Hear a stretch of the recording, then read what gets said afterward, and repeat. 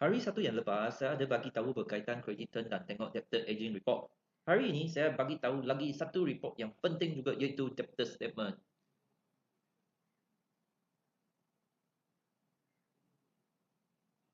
Okey, melalui debtor statement, kamu akan rasa senang dan boleh terus hantar semua outstanding figure kepada pelanggan kamu dengan klik satu button saja.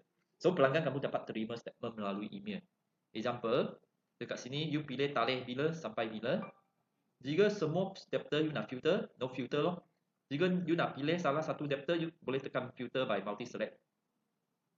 So, sini akan filter debtor itu, then you tekan inquiry. Lepas tekan inquiry, tekan print report, tekan OK.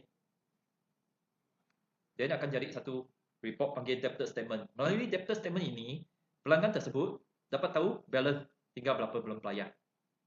Okey, example, kamu nak tulis email debtor statement itu kepada pelanggan kamu, kamu hanya perlu tekan send statement. Then tick debtor tersebut, then tick send. Debtor statement tersebut akan automatic email kepada email yang maintain dekat debtor tersebut.